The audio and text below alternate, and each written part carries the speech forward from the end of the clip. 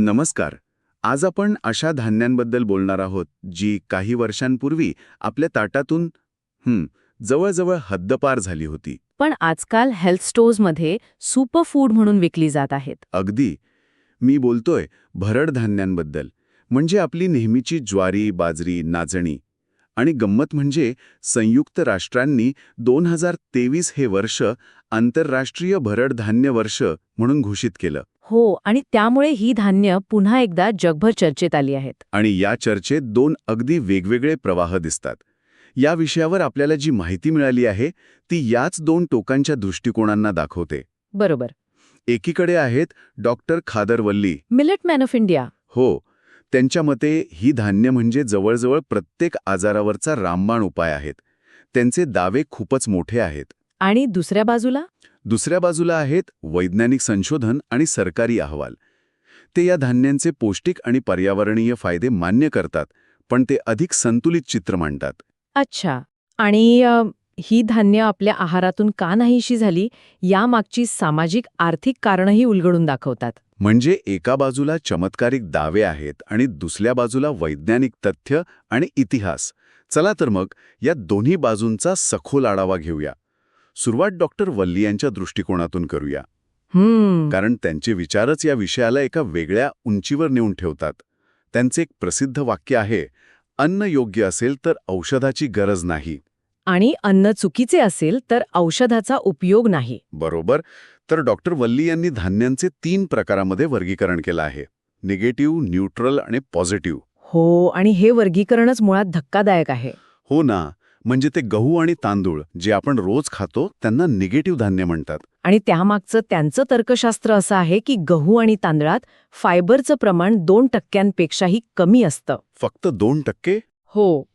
त्यांच्या मते या धान्यांमुळे शरीरात ग्लुकोज खूप वेगाने आणि मोठ्या प्रमाणात मिसळतं, ज्यामुळे अनेक आजारांना निमंत्रण मिळतं. मग न्यूट्रल धान्यांमध्ये काय येतं? त्यात आपली पारंपरिक धान्ये जसं की ज्वारी, बाजरी, नाचणी. अच्छा, आपली नेहमीची. हो, त्यांना ते न्यूट्रल म्हणतात कारण त्यात 3 ते 6% फायबर असतं. त्यांच्या सिद्धांतानुसार ही धान्य नवीन आजार निर्माण करत नाहीत, पण जुने आजार बरे करू शकत नाहीत. अगदी. त्यांच्यात ती क्षमता नाही. आणि इथेच त्यांची मुख्य संकल्पना येते, पॉझिटिव्ह मिलेट्स. हो, किंवा तेलुगूमध्ये सिरीधान्यालू. सिरीधान्यालो. हीच ती 5 धान्य आहेत ज्यांच्यामध्ये त्यांच्या मते आजार बरे करण्याची अद्भुत शक्ती आहे. कोणती आहेत ही 5 धान्य? हो, तर ही जी 5 धान्य आहेत ना, आणि त्यांचे गुणधर्म त्यांच्या संशोधनानुसार, त्यातलं पहिलं आहे फॉक्सटेल मिलेट, म्हणजे आपली कंगणी किंवा राळं. कंगणी. हो, हे मज्जासंस्था म्हणजे नर्वस सिस्टम, मानसिक विकार, संधिवात, पार्किन्सन्स आणि एपिलेप्सी सारख्या आजारांसाठी उपयुक्त असल्याचं ते मानतात. म्हणजे एक धान्य थेट आपल्या मेंदू आणि मज्जासंस्थेवर काम करतं. रंजक आहे. दुसरं कोणतं? दुसरं आहे कोडो मिलेट. कोडो मिलेट. ज्याला कोद्रा म्हणतात. हे रक्त शुद्ध करतं, अशक्तपणा कमी करतं, मधुमेह आणि बद्धकोष्ठतेवर गुणकारी आहे असं त्यांचं म्हणणं आहे. बापरे. इतकंच नाही तर ते कर्करोगाच्या पेशींची वाढ रोखण्यासाठीही उपयुक्त असल्याचा त्यांचा दावा आहे. म्हणजे कॅन्सरवर सुद्धा? हो. मग तिसरा आहे बार्नयार्ड मिलेट, म्हणजे सावा किंवा शमक. सावा. हे यकृत, किडनी आणि रक्तातील अतिरिक्त कोलेस्ट्रॉल कमी करण्यासाठी फायदेशीर आहे. आणि उरलेली 2? चौथा आहे लिटल मिलेट, म्हणजे कुटकी किंवा सामा. हे पुरुष आणि स्त्रियांच्या प्रजनन संस्थेशी संबंधित आजारांवर, पीसीओडी सारख्या? हो, पीसीओडी आणि वंध्यत्वावर गुणकारी असल्याचं ते सांगतात. आणि 5वं ब्राऊन टॉप मिलेट, जे पचनसंस्था, संधिवात, उच्च रक्तदाब आणि थायरॉइडच्या समस्यांवर उपयुक्त आहे. म्हणजे त्यांच्या मते प्रत्येक गंभीर आजारासाठी एक विशिष्ट प्रकारचं भरड धान्य आहे. हे तर नैसर्गिक फार्मसिस्ट झाल्यासारखं आहे की? हो, अगदी. पण यामागे काही शास्त्रीय कारण ते देतात का? म्हणजे हे काम कसं करतं? नक्कीच. त्यांच्या मते ह्या 5ही पॉझिटिव्ह मिलेट्समध्ये 8 ते 12% फायबर असतं. 8 ते 12%? म्हणजे न्यूट्रलच्या दुप्पट. हो, आणि हे फायबर धान्याच्या प्रत्येक दाण्यामध्ये अगदी आतपर्यंत पसरलेलं असतं. त्यामुळे जेव्हा आपण हे खातो तेव्हा त्यातील ग्लुकोज रक्तात खूप हळूहळू रिलीज होतं. अगदी हळूहळू आणि सातत्याने मिसळतं. त्यांच्या म्हणण्यानुसार शरीरातील ग्लुकोज, हॉर्मोन्स आणि सूक्ष्मजंतू यांचं जे असंतुलन आहे तेच सर्व आजारांचं मूळ कारण आहे. आणि ही धान्य ते संतुलन परत मिळवून देतात. त्यांचे विचार फक्त धान्यांपुरते मर्यादित नाहीत. मी वाचलं आहे की त्यांनी दुधाबद्दलही काही धक्कादायक दावे केले आहेत. हो, ते तर खूपच टोकाचे आहेत. त्यांच्या मते म्हैस किंवा गायीसारख्या मोठ्या जनावरांचं दूध मानवी शरीरासाठी पूर्णपणे अयोग्य आहे. पूर्णपणे अयोग्य. हो, ते म्हणतात की यामुळे आपल्या शरीरात ऑटो इम्यून आजार होतात. म्हणजे अशी स्थिती जिथे शरीराची स्वतःची रोगप्रतिकारक शक्तीच शरीरावर हल्ला करू लागते. अरे देवा. आणि त्यांच्या मते मुलींमध्ये मासिक पाळी लवकर येण्यामागेही हेच कारण आहे. बापरे. म्हणजे डॉक्टर वल्लींच्या मते आपण जे काही रोज खातो पितो त्यातच सगळी गडबड आहे. त्यांचे दावे ऐकायला कितीही आकर्षक वाटले तरी याला विज्ञानाचा आधार आहे का? म्हणजे वैज्ञानिक कसोटीवर ही धान्य खरोखरच इतकी प्रभावी ठरतात का? हाच सर्वात महत्वाचा प्रश्न आहे. आपण डॉक्टर वल्लींचे विशिष्ट आजारांवरचे दावे क्षणभर बाजूला ठेवूया आणि फक्त वैज्ञानिक दृष्टिकोनातून या धान्यांकडे पाहूया. ठीक आहे. तर उत्तर आहे हो, ही धान्ये पौष्टिकतेचा खजिना आहेत. तांदूळ आणि गव्हाच्या तुलनेत यात प्रथिने, फायबर आणि खनिजं खूप जास्त प्रमाणात असतात. काही उदाहरण देता येईल का? म्हणजे एक अंदाज येईल. नक्कीच. कॅल्शियमचं उदाहरण घेऊया. आपण हाडांच्या आरोग्यासाठी दुधावर अवलंबून असतो, नाही का? हो, अगदी. पण 100 ग्रॅम नाचणीमध्ये जवळपास 344 मिलीग्रॅम कॅल्शियम असतं. 344 मिलीग्राम? हो, हे प्रमाण तांदळाच्या तुलनेत 30 पट जास्त आहे आणि साध्या दुधापेक्षाही दुप्पट आहे. बापरे. म्हणजे हाडांच्या आरोग्यासाठी हा एक नैसर्गिक पॉवर हाऊस आहे. अगदी. त्याचप्रमाणे बाजरीमध्ये आयर्न म्हणजे लोहाचं प्रमाण खूप जास्त आहे, जे ॲनिमिया किंवा रक्ताची कमतरता दूर करण्यासाठी महत्वाचं आहे. आणि मधुमेहाबद्दल काय? कारण डॉक्टर वल्ली यांच्या सिद्धांताचा तोच तर केंद्रबिंदू आहे, रक्तातील साखरेचं नियंत्रण. विज्ञान याबद्दल काय म्हणतं? विज्ञान त्यांच्या या निरीक्षणाला दुजोरा देतं. या धान्यांचा ग्लायसेमिक इंडेक्स म्हणजे GI सरासरी 52.7 आहे. जो तांदूळ आणि मक्यापेक्षा खूपच कमी आहे. हो, तांदळाचा GI सुमारे 73 असतो. सोप्या भाषेत सांगायचं तर ग्लायसेमिक इंडेक्स म्हणजे एखादा पदार्थ खाल्ल्यानंतर रक्तातील साखर किती वेगाने वाढते याचं मोजमाप. कमी GI म्हणजे साखर हळूहळू वाढते. बरोबर, ज्यामुळे स्वादुपिंडावर ताण येत नाही. त्यामुळे मधुमेहींसाठी किंवा ज्यांना मधुमेह टाळायचा आहे त्यांच्यासाठी हे धान्य एक वरदान आहे. आणि आणखी एक फायदा म्हणजे ही धान्य ग्लुटन फ्री आहेत. आजकाल ग्लुटन ॲलर्जीबद्दल बरीच चर्चा होते. अगदी बरोबर. ज्यांना गव्हातील ग्लुटनमुळे सिलिॲक डिसीज नावाचा आजार होतो त्यांच्यासाठी गहू खाणं म्हणजे विष खाण्यासारखं असतं. त्यांच्यासाठी भरड धान्य हा एक सुरक्षित आणि अत्यंत पौष्टिक पर्याय आहे. एक मिनिट. बाजारात तर आपल्याला अनेक प्रकारची भरड धान्य दिसतात. काही चकचकीत दिसतात. मग विकत घेताना आपण नक्की काय पाहिलं पाहिजे? या पॉलिशिंग प्रक्रियेचा त्यांच्या पौष्टिकतेवर काही परिणाम होतो का? तुम्ही खूप महत्वाचा मुद्दा मांडला. पॉलिश्ड आणि अनपॉलिश्ड यात जमीन आसमानाचा फरक आहे. अच्छा. हो, अनपॉलिश्ड भरड धान्यांवर कोंड्याचा म्हणजे ब्रँड लेअरचा एक नैसर्गिक थर असतो. खरा पौष्टिक खजिना म्हणजे फायबर, जीवनसत्वे आणि खनिजे याच थरात असतो. म्हणजे सगळं सत्व त्या कोंड्यातच असतं. अगदी. जेव्हा या धान्यांना चकचकीत दिसण्यासाठी पॉलिश केलं जातं तेव्हा हा सगळा पौष्टिक थर निघून जातो आणि आतमध्ये फक्त स्टार्च शिल्लक राहतो. म्हणजे मग त्याचा काहीच उपयोग नाही. बरोबर. त्यामुळे भरड धान्यांचे जास्तीत जास्त फायदे मिळवण्यासाठी ती नेहमी अनपॉलिश स्वरूपातच खाल्ली पाहिजेत. म्हणजे आरोग्याच्या दृष्टीने ही धान्य खरंच सुपर फूड आहेत हे तर स्पष्ट आहे. पण आजच्या काळात आपण फक्त आपल्या आरोग्याचा विचार करून चालणार नाही. पर्यावरणाचा विचारही महत्त्वाचा आहे. या आघाडीवर भरड धान्य कशी आहेत? पर्यावरणाच्या दृष्टीने तर ही धान्य चमत्कारिक पिकं आहेत असं म्हटलं तरी वावगं ठरणार नाही. चमत्कारिक पिकं? हो. विशेषतः हवामान बदलाच्या काळात त्यांचं महत्त्व खूप जास्त आहे. सगळ्यात मोठा फायदा म्हणजे पाण्याचा वापर. हो, तो मी ऐकलाय. तांदळाच्या पिकाच्या तुलनेत भरड धान्यांना सुमारे 70% कमी पाणी लागतं. 70%? हा आकडा तर प्रचंड आहे. म्हणजे जिथे तांदळाच्या पिकाला 4 लिटर पाणी लागतं तिथे भरड धान्याचं पीक 1 लिटर पाण्यात येऊ शकतं. बरोबर.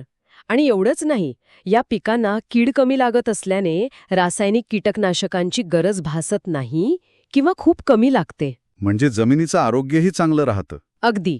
आणि सर्वात अविश्वसनीय गोष्ट म्हणजे त्यांची उष्णता सहन करण्याची शक्ती. ही धान्य दुष्काळी आणि अत्यंत उष्ण तापमानाच्या प्रदेशातही सहज वाढू शकतात. काही संशोधन असं सांगतं की 64°C तापमानातही ही पिकं तग धरू शकतात. 64°C म्हणजे अक्षरशः उकळत्या तापमानात. हे अविश्वसनीय आहे. याचा अर्थ भविष्यात हवामान बदलामुळे जिथे इतर पिकं नष्ट होतील तिथे ही धान्य तग शकतील. हो, शेतकऱ्यांसाठी ही खूप मोठी गोष्ट आहे. नक्कीच. आणि आणखी एक फायदा म्हणजे यांचा वाढीचा कालावधीही कमी असतो. जिथे तांदळाला 120 ते 140 दिवस लागतात, तिथे ही धान्य 60 ते 90 दिवसात तयार होतात. म्हणजे जवळजवळ अर्ध्या वेळेत. हो.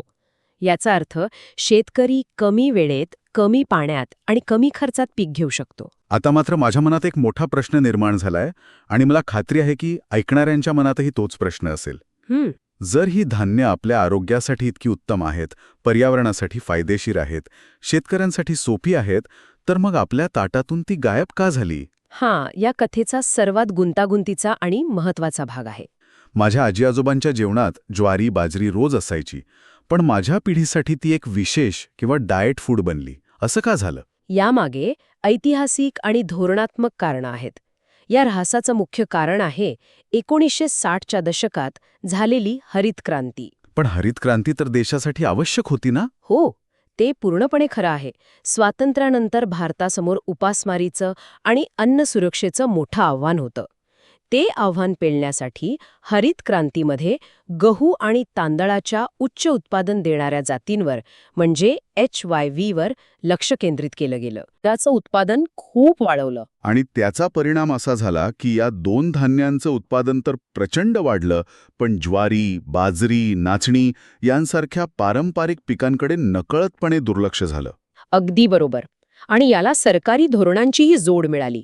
सरकारने गहू आणि तांदूळाला किमान आधारभूत किंमत दिली म्हणजे MSP. ज्यामुळे शेतकऱ्यांना एक खात्री मिळाली. हो, इतकंच नाही तर सार्वजनिक वितरण प्रणाली म्हणजे रेशन दुकानांमार्फत त्यांची मोठ्या प्रमाणावर खरेदी करून गरिबांपर्यंत पोचवलं. अच्छा. एका आकडेवारीनुसार सरकार गव्हाच्या एकूण उत्पादनापैकी 41% आणि तांदूळाच्या 68% पिकाची खरेदी करते, पण भरड धान्यांची खरेदी मात्र 5%पेक्षाही कमी होते. 30 दशलक्ष हेक्टर होतं ते 2016 पर्यंत 24 दशलक्ष हेक्टरवर आलं. हो, आणि याच काळात गहू तांदळाचं क्षेत्र प्रचंड वाढलं. बरोबर. आणि याचा थेट परिणाम लोकांच्या खाण्याच्या सवयींवर झाला. PDSमध्ये गहू आणि तांदूळ सहज आणि स्वस्तात उपलब्ध झाल्याने लोकांच्या आहारात त्यांचा वापर वाढला. आणि हळूहळू भरड धान्यांना गरिबांचे धान्य किंवा गावठी धान्य म्हणून कमी लेखलं जाऊ लागलं. अगदी. शहरी भागात तर ती जवळजवळ विसरली गेली. माझ्या लहानपणी आमच्याकडे ज्वारीची भाकरीच असायची. गव्हाची पोळी सणासुदीला किंवा पाहुणे आल्यावरच मिळायची. आज बरोबर उलटं झालंय. हो, अगदी उलटं. म्हणजे एका मोठ्या समस्येवर उपाय शोधताना आपण नकळतपणे दुसरी समस्या निर्माण केली. पौष्टिक विविधतेचा ऱ्हास. बरोबर. पण आता परिस्थिती पुन्हा एकदा बदलत आहे, नाही का? आता तर सरकार स्वतः श्री अन्न या नावाने या धान्यांना प्रोत्साहन देत आहे. हो, आता चित्र बदलत आहे. सरकार आणि लोकांना या धान्यांचं महत्त्व पुन्हा एकदा कळू लागलं आहे. काही राज्यांनी यात खूप चांगलं काम केलं आहे. कर्नाटक आणि ओडिशासारख्या राज्यांनी शालेय पोषण आहार, mid day meal, mid day meal आणि अंगणवाड्यांमध्ये भरड धान्यांचा समावेश करून एक उत्तम उदाहरण ठेवलं आहे.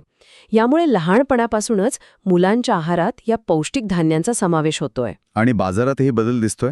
आता साध्या पिठाऐवजी रागीचे डोसे, ज्वारीचे नूडल्स आणि बाजरीचे कुकीज असे पदार्थ दिसू लागले आहेत. बरोबर. ही एक सकारात्मक सुरुवात आहे. पण अजूनही काही आव्हानं आहेत. आजही सर्वसामान्यांसाठी तांदूळ आणि गव्हाच्या तुलनेत भरड धान्यांची किंमत जास्त आहे. हो, हे खरंय. आणि त्यांची पुरवठा साखळी म्हणजे सप्लाय चेन अजूनही तितकी मजबूत नाही. त्यामुळे ती सर्वत्र सहज उपलब्ध होत नाहीत. यावर काम करण्याची गरज आहे. तर आजच्या या सखोल चर्चेतून एक गोष्ट स्पष्ट होतीये, भरड धान्य ही केवळ एक फॅशनेबल सुपरफूड नाहीत. त्यामागे आरोग्य, पर्यावरण, अर्थशास्त्र आणि सरकारी धोरणांची एक मोठी आणि गुंतागुंतीची कहाणी आहे. आपण डॉक्टर वल्ली यांच्या चमत्कारिक दाव्यांपासून सुरुवात केली आणि वैज्ञानिक तथ्य आणि इतिहासाच्या वाटेवरून प्रवास केला. यातला सर्वात मोठा धडा हा आहे की हरित क्रांतीमुळे आपण अन्न सुरक्षा मिळवली हे खरं आहे, पण त्या बदल्यात आपण आपल्या आहारातील पौष्टिक विविधता गमावली. खरंय. आता हवामान बदल आणि मधुमेह, उच्च रक्तदाब यांसारख्या जीवनशैलीशी निगडीत आजारांच्या काळात या गमावलेल्या खजिन्याचं महत्त्व पुन्हा एकदा अधोरेखित होत आहे. या चर्चेच्या शेवटी एक विचार मनात येतोय. आपल्या स्वयंपाकघरातील छोटे बदल, जसे की आठवड्यातून फक्त 2-3 वेळा तांदूळ किंवा गव्हाऐवजी ज्वारी, बाजरी किंवा नाचणीसारख्या भरड धान्यांचा वापर करणे. एक छोटासा बदल. हो, हा बदल केवळ आपल्या आरोग्यासाठी नाही, तर आपल्या देशाची शेती, पर्यावरण आणि पाण्याची सुरक्षितता यावर किती मोठा सकारात्मक परिणाम करू शकतो याचा विचार करायला हवा. कधीकधी मोठ्या प्रश्नांची उत्तरं नवीन शोधांमध्ये नसतात, तर आपण विसरलेल्या परंपरांमध्ये दडलेली असतात.